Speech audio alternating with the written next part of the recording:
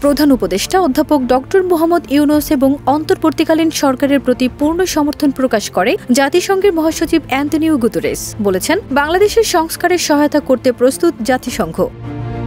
250-টিরও বেশি design option নিয়ে Walton smart fridge, বোঝে আপনার প্রয়োজন।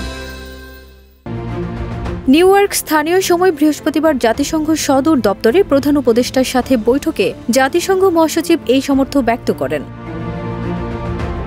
জাতিসংঘের আবাসিক টিম আপনাকে সহায়তা করতে চায় উল্লেখ করে অ্যান্তোনিও গুতেরেস বলেন, সদ্য গৃহীত জাতিসংঘের প্যাক্ট অব দ্য ফিউচার বাংলাদেশের জন্য অত্যন্ত প্রাসঙ্গিক এবং এর প্রণোদনামূলক অর্থায়ন দেশটির জন্য বিশেষ সহায়ক হবে।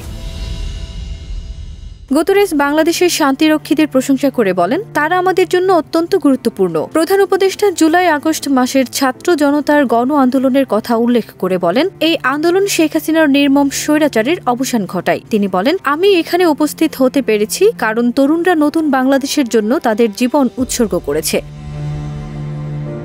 বৈঠকে জলবায়ু পরিবর্তন এবং বাংলাদেশের 17 কোটি মানুষের উপর এর প্রভাব, রোহিঙ্গা সংকট এবং জুলাই-আগস্টের গণ আন্দোলনের সময় সংগঠিত নৃশংসতার তদন্তে জাতিসংঘের নেতৃত্বাধীন অনুসন্ধান মিশনের বিষয়ে আলোচনা হয়। ফারজানা নিকিতা, দেশ রূপান্তর।